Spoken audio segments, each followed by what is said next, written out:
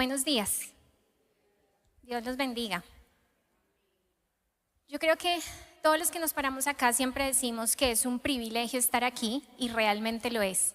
Pero con esa introducción del pastor diciendo que es la primicia del año, pues además de privilegio hay como una carguita pesada sobre los hombros, adicional a la que siempre hay. Pero bueno, aquí estamos, gloria a Dios.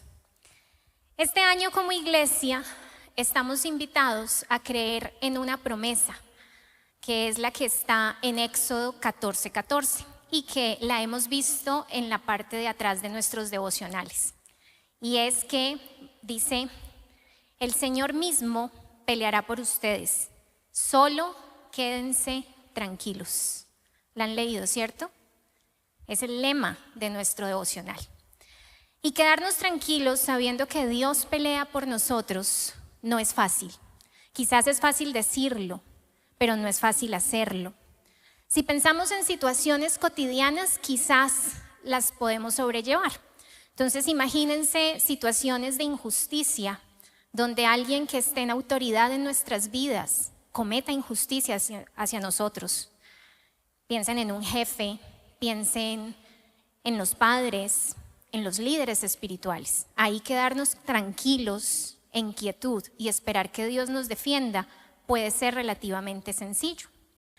O también cuando en esas discusiones de pareja entre esposos y esposas se lanzan comentarios que hieren, que lastiman, también puede ser relativamente sencillo. O cuando somos víctimas de algún engaño, de alguna traición por alguien que queremos, también puede ser fácil quedarse tranquilos y esperar que Dios pelee por nosotros. Pero cuando llegan adversidades mucho más grandes, como puede ser la muerte repentina de alguien que amamos o la incertidumbre de un diagnóstico reservado, quedarnos en quietud y quedarnos en paz mientras Dios pelea por nosotros es más complejo de vivir y más complejo de aceptar.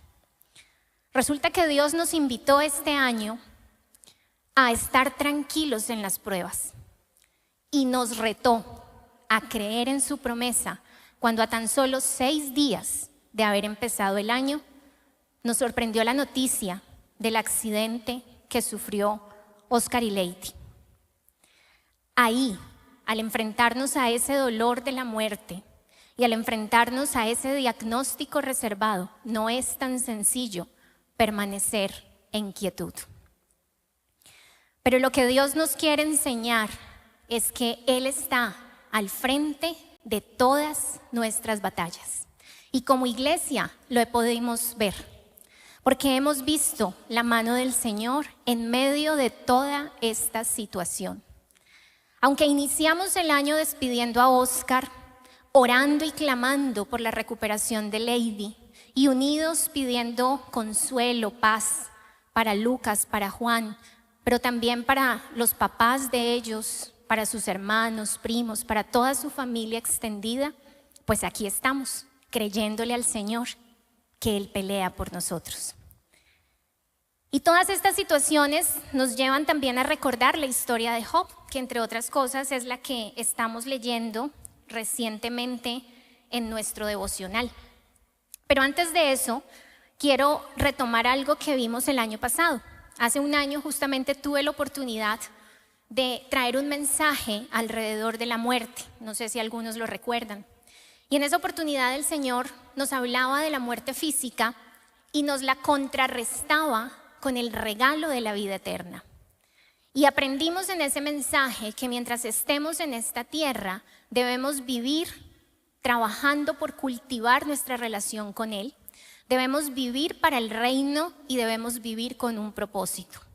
Y en ese sentido estamos llamados a vivir el evangelismo relacional, que es el que nos lleva a presentarle a Jesús como Señor y Salvador a las personas que amamos, para tener la garantía que cuando llegue la muerte física vamos a tener el regalo de la vida eterna. Hoy que la tragedia toca la puerta de nuestra casa, la reflexión ya no está alrededor de la muerte como en esencia, porque ya sabemos que la muerte física cuando estamos con Cristo es un regalo, porque nuestra alma descansará y tendremos esa vida eterna. Hoy la reflexión está alrededor de los por qué y los para qué de Dios. Y ese es el título del mensaje de hoy, los por qué y los para qué de Dios. Porque yo estoy segura que todas las personas que conocimos a Oscar y que conocemos a Lady, nos hemos preguntado por qué Dios permitió esto. ¿Para qué lo permitió? ¿Qué propósito hay en medio de una situación tan dolorosa? Ayer teníamos una reunión de servidores y la pastora nos decía que preguntarnos el por qué y el para qué, lo voy a decir como yo lo entendí, no sé si eso era el mensaje, pero entendí que preguntarnos el por qué y el para qué era ser unos chismosos espirituales, porque a nosotros qué nos importaba por qué y para qué Dios hacía las cosas. Pues yo les confieso que yo sí le he preguntado a Dios por qué y para qué. Desde el momento mismo que recibí la noticia, en oración le he dicho, ¿por qué? ¿Por qué permites este tipo de situaciones? ¿Qué propósito hay en medio de esta situación? Y resulta que si nosotros hacemos esas preguntas que son válidas, pero las hacemos en nuestra mente humana tan limitada, pues no vamos a encontrar una respuesta. Porque nuestra mente es corta de vista. Nuestra mente no entiende la inmensidad de los secretos y los misterios de Dios. Entonces sí es necio preguntar por qué y para qué cuando lo hacemos en nuestra carne, cuando lo hacemos en nuestro razonamiento lógico. Y necesitamos ser entonces guiados por el Espíritu Santo para entender por qué y para qué. ¿Qué sí les puedo decir después de esas oraciones? Como hija de Dios, como seguidora de Cristo y fiel creyente de todas las promesas contenidas en la palabra del Señor. Que Dios es soberano y la soberanía de Dios es perfecta. Él no se equivoca. Él es fuente de sabiduría. Entonces, si Dios es soberano, creo que lo primero que tenemos que profundizar es qué significa que Él sea soberano. La soberanía es un concepto que está íntimamente ligado al ejercicio del poder. Un poder libre y autónomo. Un poder supremo e ilimitado. Eso es soberanía. Generalmente, la soberanía la asociamos o la atribuimos a la nación, al Estado y a los gobiernos. Y para que de pronto lo ejemplifiquemos más fácil, el conflicto que recientemente ha sucedido entre Venezuela y Estados Unidos. A la luz del derecho internacional se dice que Estados Unidos vulneró la soberanía de la nación venezolana. ¿Por qué? Porque desconoció absolutamente el poder supremo que tiene quien se supone que era su presidente. Entonces, cuando se invade ese poder y se anula esa autoridad, estamos diciendo que se está anulando la soberanía. Quiere eso decir que la soberanía, vuelvo y repito, está directamente asociada al ejercicio de poder y autoridad que alguien tiene para tomar decisiones.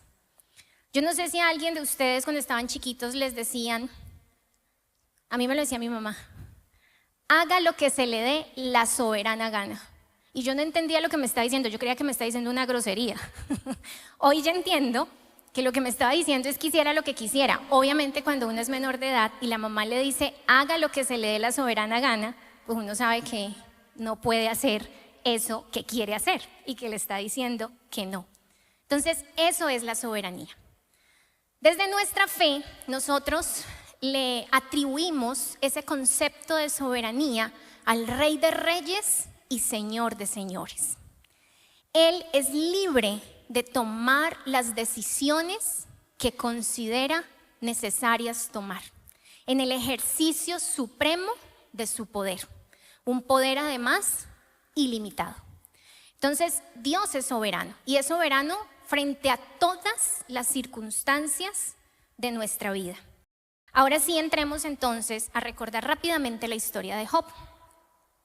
Nos dice la palabra que Job era un hombre intachable e íntegro a los ojos del Señor.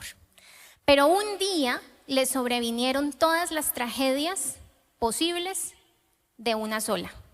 Entonces se le murieron los hijos, quedó en ruinas, se perdió todas sus posesiones, sus amigos empezaron a criticarlo, su esposa le da la espalda y por último se enferma de lepra. Y cuando nosotros decimos, ¿y por qué le pasó eso a Job? Si la palabra inicia describiéndolo como un hombre íntegro ante los ojos del Señor, vemos en Job 2:6 que dice, muy bien, haz con él lo que quieras. ¿Dijo quién? El Señor a Satanás, pero no le quites la vida.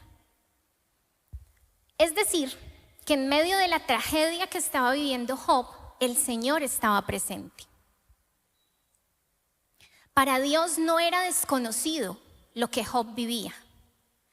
Dios no se quedó dormido mientras cuidaba a Job y por eso le pasó lo que le pasó.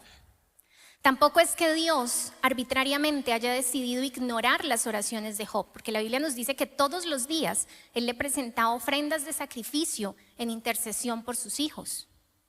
Tampoco es que Dios estuviera castigando a Job por algún pecado cometido, porque la palabra nos decía que era intachable ante los ojos de Dios. Sencillamente, Dios, en el ejercicio de su poder y autoridad, consideró necesario poner a prueba la fe de Job. Es decir, que Dios, en el ejercicio de su soberanía, permitió que Job viviera lo que vivió. La soberanía de Dios nos lleva a entender que aunque Dios no es la causa de todo lo que nos sucede, Él sí permite que nos suceda todo lo que nos sucede. ¿A quiénes? A sus hijos. No a cualquiera, a sus hijos. ¿Y quiénes somos hijos de Dios? Según Juan 1:12, todos aquellos que hemos recibido a Jesucristo como Salvador de nuestras vidas. Entonces Dios está al control de nuestro dolor. Él conoce las circunstancias difíciles de nuestra vida y en su soberanía ha permitido que eso ocurra. Y si lo ha permitido es porque es bueno, porque la soberanía de Dios está directamente asociada al ejercicio de su voluntad. Si nosotros seguimos leyendo Job, en esa pregunta de por qué, vamos a encontrarnos al final, en el capítulo 42, versículos del 10 al 12, lo siguiente. Cuando Job oró por sus amigos, el Señor le restauró su bienestar. Es más, el Señor le dio el doble de lo que antes tenía. Entonces todos sus hermanos, hermanas y anteriores amigos vinieron y festejaron con él en su casa. Lo consolaron y lo alentaron por todas las pruebas que el Señor había enviado en su contra, y cada uno de ellos le regaló dinero y un anillo de oro. Así que el Señor bendijo a Job en la segunda mitad de su vida, aún más que al principio. Pues ahora tenía 14,000 ovejas, 6,000 camellos, 1,000 yuntas de bueyes y 1,000 burras. Además, dio a Job otros 7 hijos y 3 hijas. ¿Para qué permitió el Señor eso? Para bendecirlo, para prosperarlo y para restaurarlo. Pero para que eso pasara, todo el libro de Job nos dice que durante el momento de prueba, Job jamás culpó al Señor, ni lo maldijo, ni se quejó. El capítulo 1, en el versículo 21, nos relata lo que dijo Job cuando recibió todas las noticias en un solo día. Y lo primero que él exclamó fue: desnudo salí del vientre de mi madre y desnudo estaré cuando me vaya. El Señor me dio lo que tenía y el Señor me lo ha quitado. Alabado sea el nombre del Señor. Quienes estuvimos en el homenaje de despedida de Oscar recordarán las palabras que doña Fanny, su madre, dio ese día, y son exactamente estas. Ella levantó un clamor de alabanza y exaltación al Señor en medio de ese momento tan difícil que estaba viviendo, como es la pérdida de su hijo. Es decir, que todo esto también le pasó a Job para que nosotros aprendiéramos, para que tuviéramos una lección y una esperanza a la luz de la palabra del Señor. Los por qué y los para qué de Dios, vuelvo y repito, son incomprensibles a nuestra mente humana. Y cuando hablamos de situaciones como esta, que como iglesia estamos viviendo, son aún más incomprensibles. Y aquí entran esas frases tan desgastadas en el mundo de el tiempo lo cura todo, el tiempo sana las heridas, el tiempo nos dará las respuestas. Y la verdad es que el tiempo no tiene la capacidad ni de sanar ni de responder ninguna pregunta. Es el Espíritu Santo de Dios el que responde preguntas y el que sana heridas con el tiempo. Hoy como iglesia vamos a revisar entonces, a la luz de las Escrituras, los por qué y los para qué de Dios en medio de situaciones difíciles. Y vamos a empezar con los por qué. Y el primer por qué y el único por qué se puede resumir en una sola cosa, que ya lo hemos dicho, y es que Dios es soberano. Y en el ejercicio de su soberanía, Dios hace efectiva su voluntad, la cual nos dice Pablo que es buena, es agradable y es perfecta. Esa voluntad de Dios entonces se manifiesta en todas y cada una de las circunstancias de nuestra vida, de quienes somos hijos de Él. Y en medio de esa voluntad es que el Señor lleva a cabo sus planes y lleva a cabo sus propósitos, aún en medio de este mundo caído. Nos dice Jeremías en el capítulo 29, versículos del 11 al 13, lo siguiente: pues yo sé los planes que tengo para ustedes, dice el Señor. Son planes para lo bueno y no para lo malo, para darles un futuro y una esperanza. En esos días, cuando oren, los escucharé. Si me buscan de todo corazón, podrán encontrarme. Entonces es aquí donde nuestra mente chiquitica empieza a decir futuro y esperanza cuando hay una muerte física de por medio. ¿Cómo? Planes para lo bueno y no para lo malo cuando estamos frente a un pronóstico reservado. ¿Cómo puede ser eso posible? Pero ¿qué dice el profeta en ese mismo versículo? En esos días, oren, que yo los escucharé. Búsquenme de todo corazón y entonces me encontrarán. Si nosotros buscamos a Dios y lo encontramos, vamos a entender su voluntad y vamos a encontrar la respuesta de por qué y para qué en su soberanía Él permite que pasen las cosas que pasan en la vida de sus hijos. Por eso, el primer para qué es para encontrarnos con Dios. Exclamó Job al final, en una conversación que tuvo con el Señor, lo siguiente: de oídas te había oído, mas ahora mis ojos te ven. Quiere decir que fue en medio de ese dolor que él pudo tener un encuentro verdadero con Dios, que le permitió conocerlo de verdad. Entonces las situaciones difíciles muchas veces ocurren para que nos encontremos con Dios. Y cuando vemos la palabra del Señor, nos damos cuenta que no solo Job tuvo un encuentro, entre comillas, doloroso con el Señor, también lo tuvo Jacob. Jacob era el hijo de Isaac y Jacob significaba el engañador. Y nos dice la palabra que un día Jacob se encontró con Dios y luchó con él. Y en esa lucha tuvo una luxación de cadera que marcó su vida para siempre. Específicamente nos lo relata así el libro de Génesis en el capítulo 32, versículos del 24 al 30. Entonces Jacob se quedó solo en el campamento y llegó un hombre y luchó con él hasta el amanecer. Cuando el hombre vio que no ganaría el combate, tocó la cadera de Jacob y la dislocó. Luego el hombre le dijo: déjame ir, pues ya amanece. No te dejaré ir a menos que me bendigas, le dijo Jacob. ¿Cómo te llamas?, preguntó el hombre. Jacob, contestó él. Tu nombre ya no será Jacob, le dijo el hombre.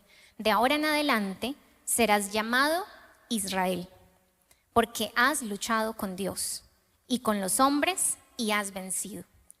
Por favor, dime cuál es tu nombre, le dijo Jacob.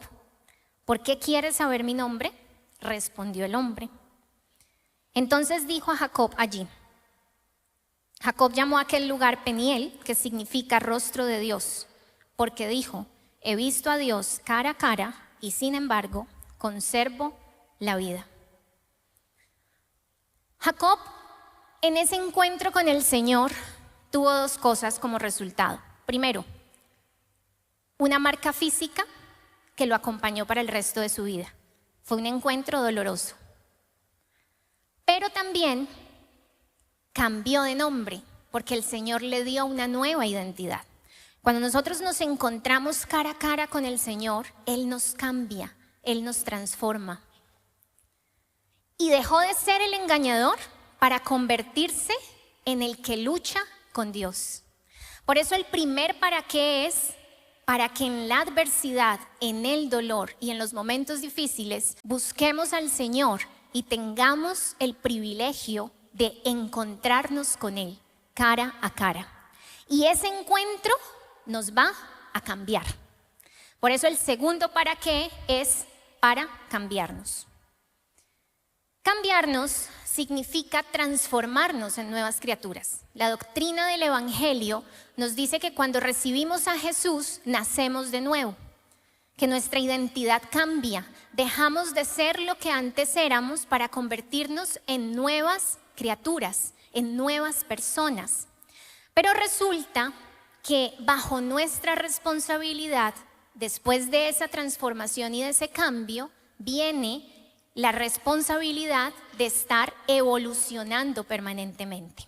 Y esa evolución nos tiene que llevar a reflejar cambios de conducta en nuestra vida, a mostrar frutos de que hemos cambiado.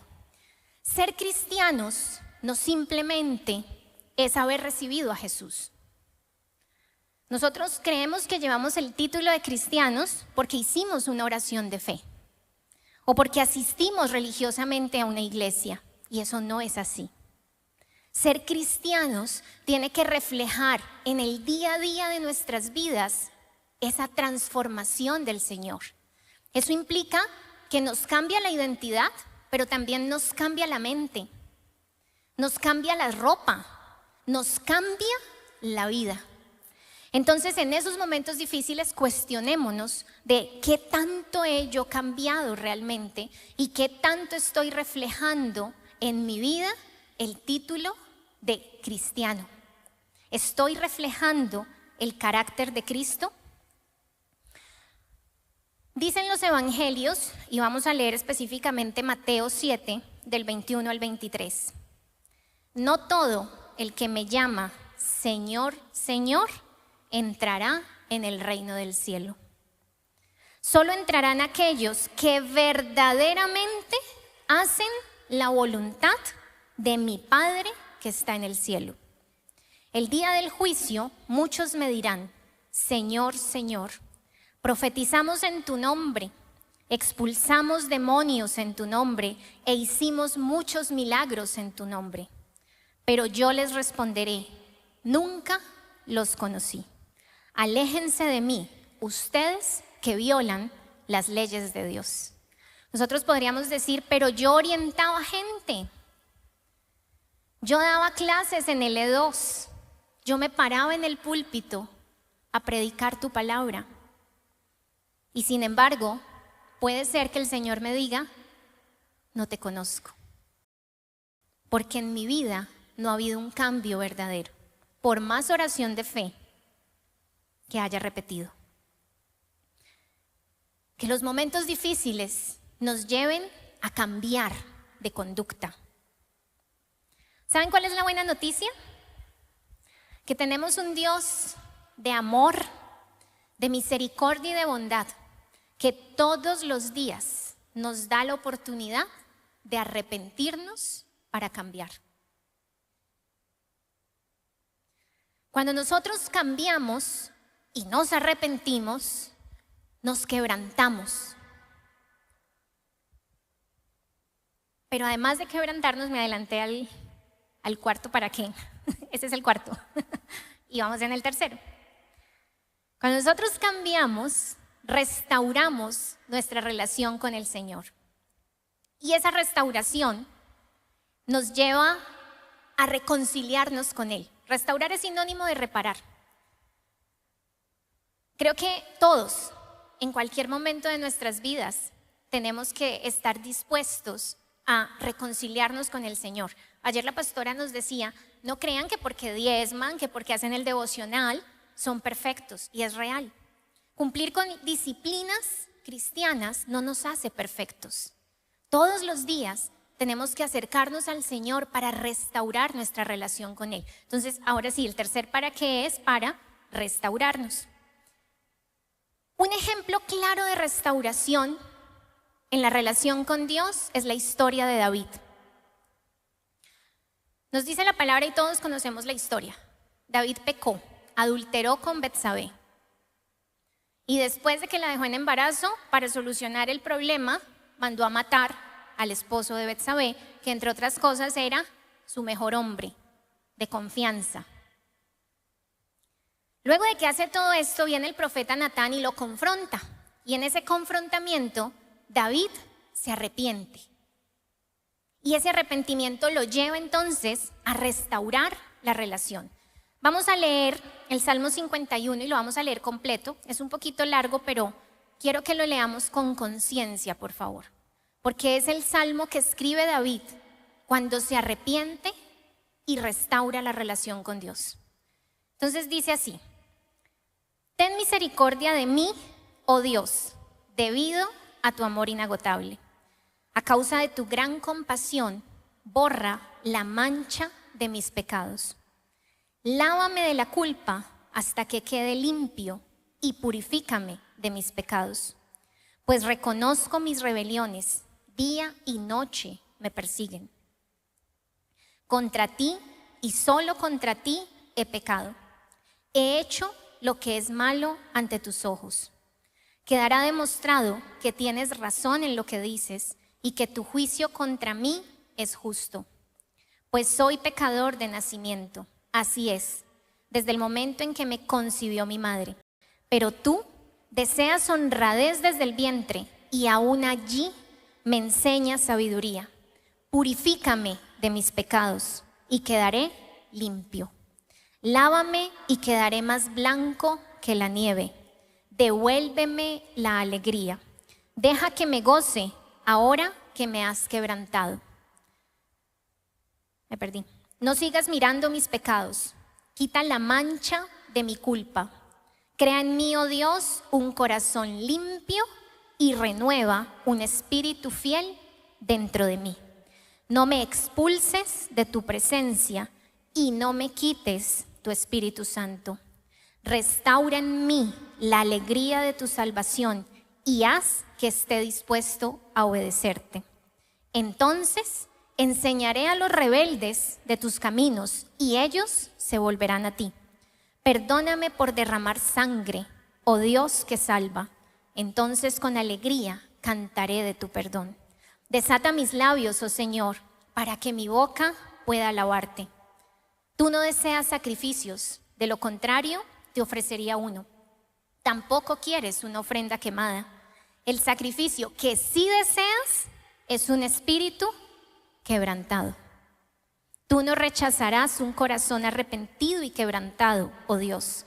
Mira a Sión con tu favor y ayúdala. Reconstruye las murallas de Jerusalén. Entonces te agradarán los sacrificios ofrecidos con un espíritu correcto, con ofrendas quemadas y ofrendas quemadas enteras. Entonces volverán a sacrificarse toros sobre tu altar. Después de que viene el cambio de nuestras vidas, viene con ello la restauración en nuestra relación con el Señor. Y esa restauración trae arrepentimiento y el arrepentimiento trae quebrantamiento. Entonces el cuarto para qué es para quebrantarnos. El quebrantamiento está asociado con romper o con fracturar algo. ¿Y qué es lo que tenemos que romper y fracturar en medio de la adversidad y en medio de los momentos difíciles? Nuestra voluntad. Cuando nosotros imponemos nuestra voluntad y nuestro razonamiento lógico, impedimos que la voz del Espíritu Santo hable a nuestras vidas. Entonces ahí es donde no entendemos para qué el Señor hace las cosas, porque estamos en nuestra carne y en nuestra humanidad tratando de encontrar una respuesta lógica al para qué de Dios. Si nosotros queremos escuchar al Señor y necesitamos que Él nos revele sus secretos, tenemos que quebrantar nuestra voluntad ante Él para que sea el Espíritu Santo revelándonos cuál es la voluntad del Señor. Dice 1 Corintios capítulo 2 del 10 al 11. Pero fue a nosotros a quienes Dios reveló esas cosas por medio de su Espíritu, pues su Espíritu investiga todo a fondo y nos muestra los secretos profundos de Dios. Nadie puede conocer los pensamientos de una persona excepto el propio espíritu de esa persona. Y nadie puede conocer los pensamientos de Dios excepto el propio espíritu de Dios. Entonces, si estamos tan afanados por entender para qué Dios hace algo, ¿a quién le tenemos que preguntar? Al Espíritu Santo de Dios. Pero para que el Espíritu Santo nos hable, ¿qué tenemos que alimentar en nosotros? Nuestro espíritu, para que sea sensible a su voz. De lo contrario, en nuestra carne no lo vamos a entender, no lo vamos a comprender. El quinto para qué es para perfeccionar nuestra fe. Dice Primera de Pedro, capítulo 1, versículos del 6 al 7. Por eso, aun cuando por algún tiempo tengan que pasar por muchos problemas y dificultades, alégrense. La confianza que ustedes tienen en Dios es como el oro. Así como la calidad del oro se pone a prueba con el fuego, la confianza que ustedes tienen en Dios se pone a prueba con los problemas. Si ustedes pasan la prueba, su confianza será más valiosa que el oro, pues el oro se puede destruir. Así, cuando Jesucristo aparezca, hablará bien de la confianza que ustedes tienen en Dios, porque una confianza que ha pasado por tantas pruebas merece ser alabada.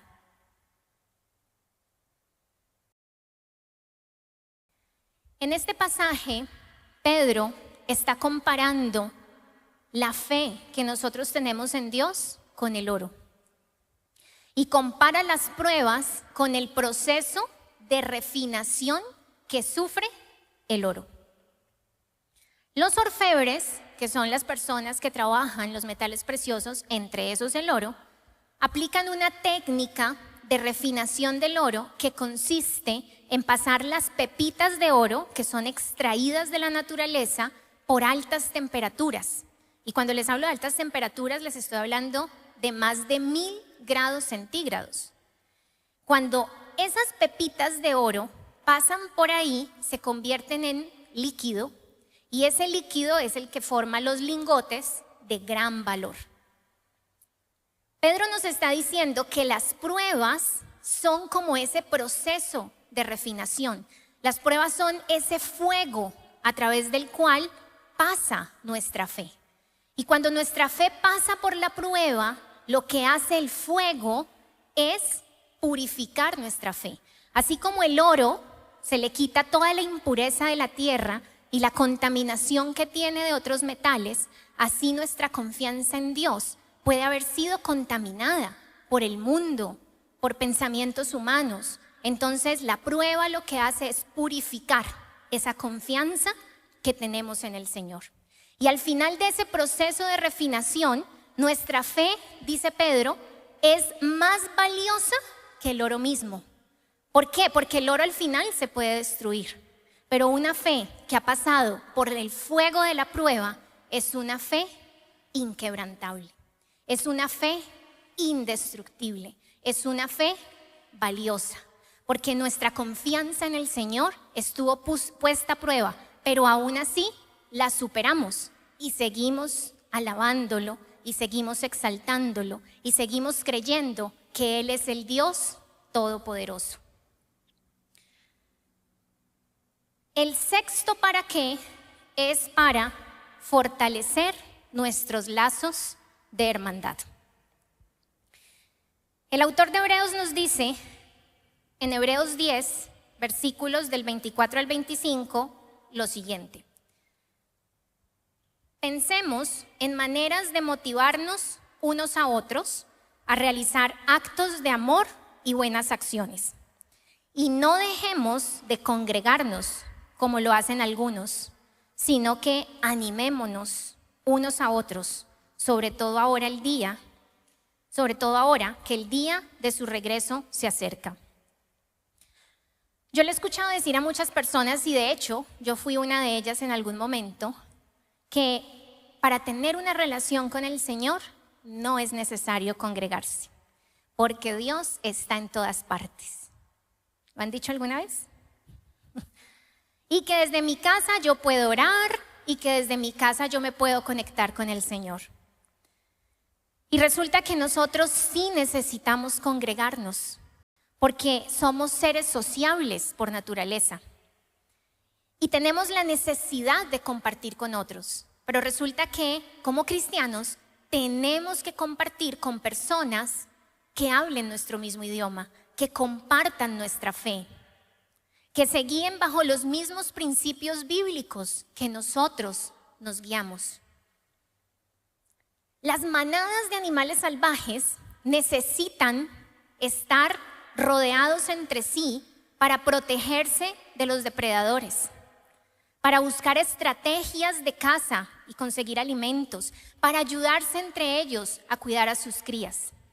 Si las manadas necesitan de su manada, nosotros como cristianos necesitamos de esta comunidad para ayudarnos y apoyarnos mutuamente, así como lo hacía la iglesia primitiva. Hechos 4, del 32 al 33 dice: todos los creyentes estaban unidos de corazón y en espíritu. Consideraban que sus posesiones no eran propias, así que compartían todo lo que tenían. Los apóstoles daban testimonio con poder de la resurrección del Señor Jesús, y la gran bendición de Dios estaba sobre todos ellos. Miren que eso fue lo que sucedió con el accidente de Oscar y Lady.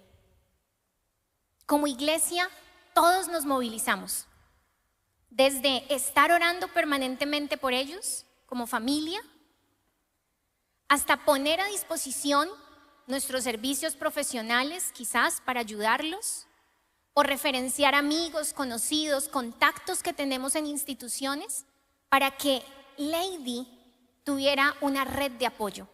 Los pastores inmediatamente se dieron cuenta, activaron todas las personas que ellos conocían en la zona, pastores amigos en la zona del Huila, del Caquetá, hermanos en la fe. Y eso hizo que durante esos primeros días, donde Lady necesitó tantísima sangre, hubiera tantísimos donantes. Nos contaba ayer el pastor que en el banco de sangre del hospital donde ella está, estaban asombrados de por qué llegaba tanta gente a donar sangre. Y es porque como hermanos que somos en la fe, estamos prestos para ayudarnos en momentos de dificultad. Y ahí la solidaridad y el amor y la hermandad se fortalece.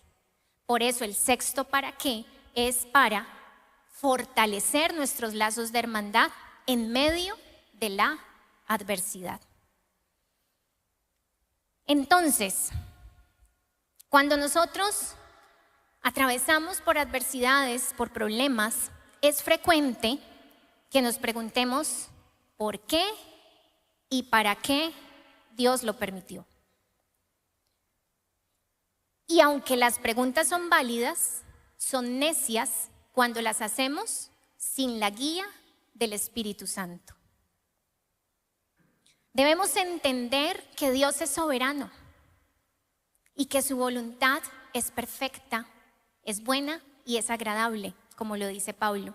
Así que sometámonos en humildad y obediencia a esa voluntad. Y cuando llegue el momento difícil, así como hoy lo está viviendo la familia Montealegre Penagos, y de una u otra manera lo experimentamos nosotros también como iglesia, vivámoslos para qué. Entendamos que la adversidad nos tiene que llevar a encontrarnos con Dios. Entendamos que en ese encuentro estamos llamados a cambiar y que ese cambio nos lleve a restaurar nuestra relación con el Señor. Entendamos que si queremos entender la voluntad del Padre, necesitamos que su Espíritu nos hable. Y para que el Espíritu de Dios hable y entendamos, necesitamos quebrantarnos, doblegar nuestra voluntad. Cuando la adversidad llegue, entendamos que es el momento para perfeccionar nuestra fe, porque el fuego de la prueba nos hace más fuertes en esa confianza que tenemos al Señor. Y también regocijémonos en medio de la prueba, porque es el momento para fortalecer esos lazos de hermandad y para saber que no estamos solos, que contamos con unos hermanos que oran con nosotros, que interceden por nosotros y que nos apoyan en la medida de sus posibilidades. Por más dolor, tristeza y desesperanza que tengamos en los momentos difíciles de nuestra vida, nunca pongamos en duda el amor, la bondad, la misericordia y la sabiduría de Dios. Recuerden que Dios es bueno y siempre es bueno. Quiero terminar con una reflexión que es una narración de un autor desconocido y quizás muchos la hemos escuchado antes y se titula Huellas en la arena. Dice así: una noche soñé que caminaba por la playa con Dios. Durante la caminata, muchas escenas de mi vida se iban proyectando en la pantalla del cielo. Con cada escena que pasaba, notaba que unas huellas de pies se formaban en la arena.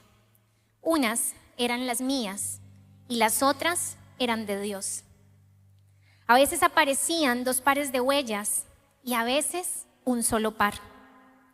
Esto me preocupó mucho porque pude notar que durante las escenas que reflejaban las etapas más tristes de mi vida, cuando me sentía apenado, angustiado y derrotado, solamente había un par de huellas en la arena.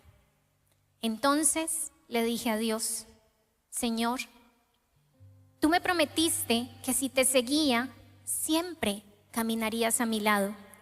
Sin embargo, he notado que en los momentos más difíciles de mi vida había un solo par de huellas en la arena.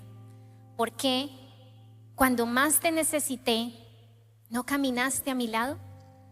Entonces Él me respondió: querido hijo, yo te amo infinitamente y jamás te abandonaría en los momentos difíciles. Cuando viste en la arena solo un par de pisadas, es porque yo te cargaba en mis brazos. Pongámonos de pie y oremos al Señor.